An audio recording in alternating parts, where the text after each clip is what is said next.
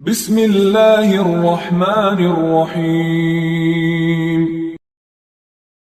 عبدالعزیز بن عبداللہ نے بیان کیا، کہا ہم سے سلیمان بن بلال نے، ان سے حمید نے اور ان سے انس رضی اللہ عنہ نے بیان کیا کہ رسول اللہ صلی اللہ علیہ وسلم اپنی بیویوں سے جدا رہے تھے۔ آپ صلی اللہ علیہ وسلم کے پاؤں میں موچ آ گئی تو آپ صلی اللہ علیہ وسلم نے بالا خانے میں 29 دن قیام کیا تھا، پھر وہاں سے اترے۔ لوگوں نے عرض کیا، یا رسول اللہ صلی اللہ علیہ وسلم، آپ نے 1 مہینے کا اعلان کیا تھا۔ جواب میں آپ نے فرمایا کہ مہینہ 29 دن کا بھی ہوتا ہے۔ صحیح بخاری حدیث نمبر 1911۔ معتمر بن سلمان نے بیان کیا، کہا کہ میں نے اسحاق سے سنا، انہوں نے عبد الرحمن بن ابی بکرہ رضی اللہ عنہ سے، انہوں نے اپنے والد سے، انہوں نے نبی کریم صلی اللہ علیہ وسلم سے۔ دوسری سند امام بخاری نے کہا اور مجھے مسند نے خبر دی، ان سے معتمر نے بیان کیا، ان سے خالد حذا نے بیان کیا کہ مجھے عبد الرحمن بن ابی بکرہ رضی اللہ عنہ نے خبر دی اور انہیں ان کے والد نے نبی کریم صلی اللہ علیہ وسلم سے فرمایا، دونوں مہینے ناقص نہیں رہتے۔ صحیح بخاری حدیث نمبر 1912۔ سعید بن عمرو نے بیان کیا اور انہوں نے ابن عمر رضی اللہ عنہ سے سنا کہ نبی کریم صلی اللہ علیہ وسلم نے فرمایا، ہم ایک بے پڑھی لکھی قوم ہیں، نہ لکھنا جانتے ہیں نہ حساب کرنا، مہینہ یوں ہے اور یوں ہے۔ آپ کی مراد 1 مرتبہ 29 دنوں سے تھی اور 1 مرتبہ 30 سے۔ آپ صلی اللہ علیہ وسلم نے 10 انگلیوں سے 3 بار بتلایا۔ صحیح بخاری حدیث نمبر 1913۔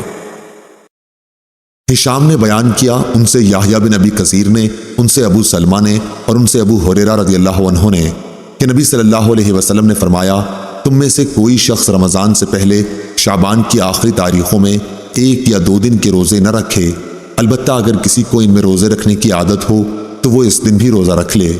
صحیح بخاری حدیث نمبر 1914۔ برا رضی اللہ عنہ نے بیان کیا کہ شروع اسلام میں حضرت محمد صلی اللہ علیہ وسلم کے صحابہ رضی اللہ عنہم جب روزے سے ہوتے اور افطار کا وقت آتا تو کوئی روزے دار اگر افطار سے پہلے بھی سو جاتا تو پھر اس رات میں بھی اور آنے والے دن میں بھی انہیں کھانے پینے کی اجازت نہیں تھی تاکہ پھر شام ہو جاتی۔ پھر ایسا ہوا کہ قیس بن سرمہ انصاری رضی اللہ عنہ بھی روزے سے تھے۔ جب افطار کا وقت ہوا تو وہ اپنی بیوی کے پاس آئے اور ان سے پوچھا، کیا تمہارے پاس کچھ کھانا ہے؟ انہوں نے کہا، اس وقت تو کچھ نہیں ہے، لیکن میں جاتی ہوں کہیں سے لاؤں گی۔ دن بھر انہوں نے کام کیا تھا اس لیے آنکھ لگ گئی۔ جب بیوی واپس ہوئی اور انہیں سوتے ہوئے دیکھا تو فرمایا، افسوس تم محروم ہی رہے۔ لیکن دوسرے دن وہ دوپہر کو بے ہوش ہو گئے۔ جب اس کا ذکر نبی صلی اللہ علیہ وسلم سے کیا گیا تو یہ آیت نازل ہوئی، حلال کر دیا گیا تمہارے لیے رمضان کی راتوں میں اپنی بیویوں سے صحبت کرنا۔ اس پر صحابہ رضی اللہ عنہم بہت خوش ہوئے اور یہ آیت نازل ہوئی، کھاؤ پیو یہاں تک کہ ممتاز ہو جائے تمہارے لیے صبح کی سفید دھاری صبح صادق، سیاہ دھاری صبح کاذب سے۔ صحیح بخاری حدیث نمبر 1915۔ حسین بن عبد الرحمن نے خبر دی اور ان سے شعبی نے، ان سے عدی بن حاتم رضی اللہ عنہ نے بیان کیا کہ جب یہ آیت نازل ہوئی، تاکہ کھل جائے تمہارے لیے سفید دھاری سیاہ دھاری سے، تو میں نے ایک سیاہ دھاگا لیا اور ایک سفید اور دونوں کو تکیے کے نیچے رکھ لیا اور رات میں دیکھتا رہا، مجھ پر ان کے رنگ نہ کھلے۔ جب صبح ہوئی تو میں نے رسول اللہ صلی اللہ علیہ وسلم کی خدمت میں حاضر ہوا اور آپ صلی اللہ علیہ وسلم سے اس کا ذکر کیا۔ آپ نے فرمایا کہ اس سے تو رات کی تاریکی صبح کاذب اور دن کی سفیدی صبح صادق مراد ہے۔ صحیح بخاری حدیث نمبر 1916۔ ابن ابی حازم نے بیان کیا، ان سے ان کے باپ نے اور ان سے سہل بن سعد نے۔ دوسری سند امام بخاری نے کہا اور مجھ سے سعید بن ابی مریم نے بیان کیا، ان سے ابو غسان محمد بن مطرف نے بیان کیا، انہوں نے کہا کہ مجھ سے ابو حازم نے بیان کیا اور ان سے سہل بن سعد رضی اللہ عنہ نے بیان کیا کہ آیت نازل ہوئی، کھاؤ پیو یہاں تک کہ تمہارے لیے سفید دھاری سیاہ دھاری سے کھل جائے، لیکن من الفجر صبح کی کے الفاظ نازل نہیں ہوئے تھے۔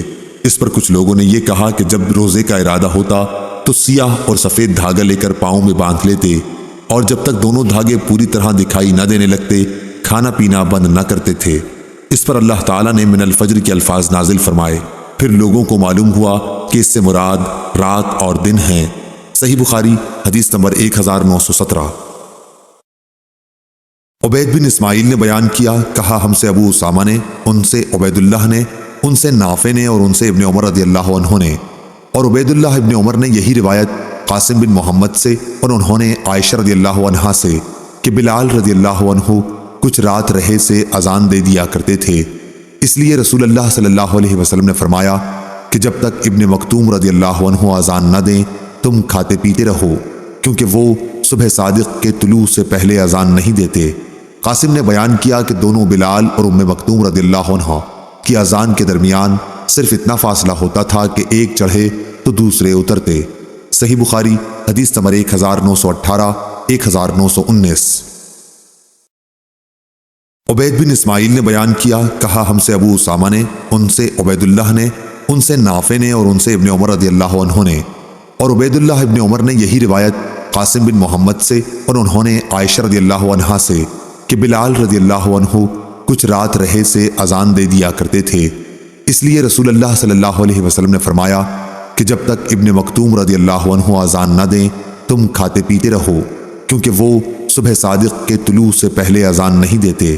قاسم نے بیان کیا کہ دونوں بلال اور ام مکتوم رضی اللہ عنہ کی اذان کے درمیان صرف اتنا فاصلہ ہوتا تھا کہ ایک چڑھے تو دوسرے اترتے۔ صحیح بخاری حدیث نمبر 1918 1919۔ سہل بن سعد رضی اللہ عنہ نے بیان کیا کہ میں سحری اپنے گھر کھاتا پھر جلدی کرتا تاکہ نماز نبی کریم صلی اللہ علیہ وسلم کے ساتھ مل جائے۔ صحیح بخاری حدیث نمبر 1920۔